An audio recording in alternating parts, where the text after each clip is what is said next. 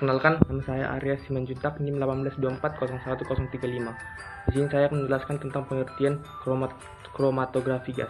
Kromatografi gas adalah proses analisis kimia untuk proses pemisahan dan analisis senyawa kimia yang dapat menguap tanpa mengalami dekomposisi. Nama saya Felina Tambunan, NIM 182401034. Adapun prinsip percobaan kromatografi gas adalah berdasarkan metode pemisahan campuran menjadi komponen-komponennya berdasarkan ketepatan migrasi antara dua fase, yaitu fase gerak dan fase diam, di mana fase gerak berupa gas pembawa dan fase diam berupa cairan. Senyawa dengan aktivitas yang lebih rendah akan tertahan lebih lama dan keluar lebih cepat. Nama saya Paulina Marbun, NIM 182401082. Di sini saya akan menjelaskan tentang metode kromatografi gas. Metode kromatografi gas dibagi atas dua, yaitu metode kromatografi gas padat dan metode kromatografi gas cair. Metode kromatografi gas padat yaitu mekanisme dan perbedaan sifat fisik adsorpsi oleh fase diam, fase gerak berupa butiran-butiran adsorban padat, dan fase geraknya itu adalah gas. Yang kedua yaitu kromatografi gas cair, yaitu fase gerak berupa gas, fase, dan berupa cairan. Mekanisme pemisahan perbedaan partisi komponen-komponen sampel di antara gas dan cair. Itu kelebihan dari kromatografi gas. Yang pertama, waktu analisis yang singkat. Yang kedua, mempunyai sensitivitas yang tinggi. Yang ketiga, gas memiliki viskositas yang tinggi. Yang keempat, dapat menggunakan kolom lebih panjang yang menghasilkan efisiensi pemisahan yang tinggi. Yang kelima, keseimbangan partisi gas dan cairan berlangsung cepat. Nama saya Sartalia Sinaga, NIM 182401079. Di sini saya akan menjelaskan kekurangan dari kromatografi gas. Yang pertama, tidak mudah dipakai untuk jumlah besar. Yang kedua, fase gas dibandingkan sebagian besar fase cair tidak reaktif terhadap fase diam. Yang ketiga, terbatas untuk zat yang mudah menguap.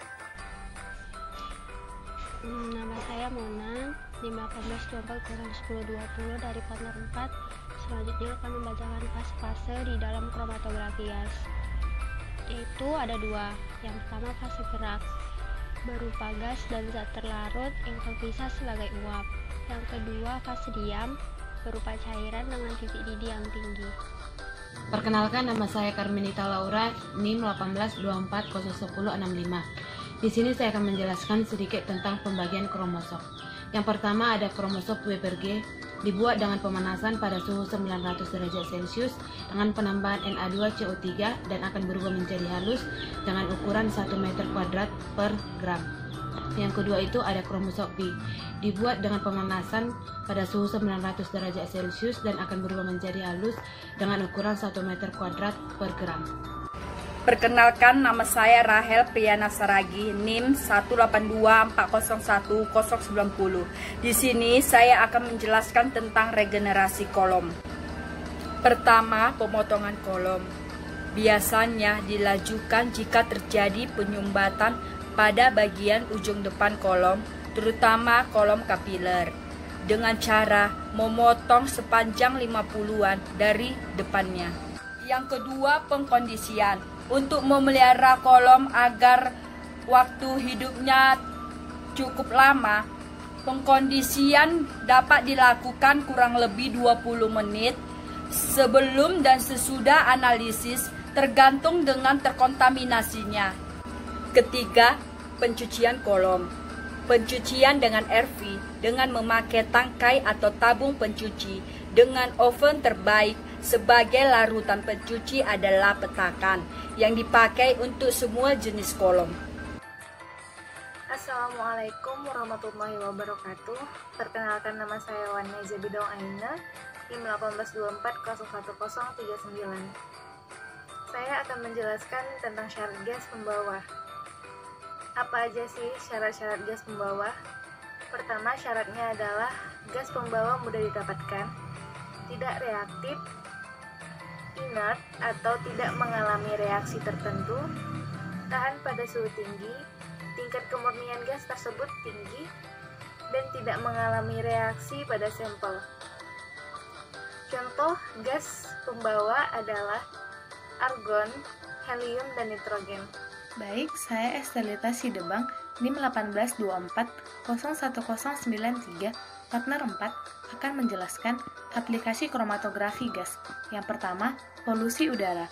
Kromatografi gas digunakan untuk menentukan berapa banyak senyawa yang terdapat di dalam udara yang kotor. Contohnya, alkil timbal, hidrokarbon, aldehid, dan lain-lain. Kedua, dalam bidang kesehatan atau kedokteran. Kromatografi gas digunakan untuk menentukan senyawa-senyawa asam amino yang ada di dalam darah, asam-asam lemak dan turunannya, trigliserida, steroid, dan vitamin. 3. Minyak atsiri digunakan untuk menguji kualitas minyak atsiri tersebut. Contohnya, untuk menganalisa minyak daun cengkeh. Kenalkan, nama saya Muhammad Andika, NIM 18051. Beberapa senyawa yang dapat dianalisa menggunakan kromatografi gas adalah pengheksan, etanol, alkohol, minyak atsiri, air, dan senyawa-senyawa yang tidak terdekomposisi pada suhu tinggi.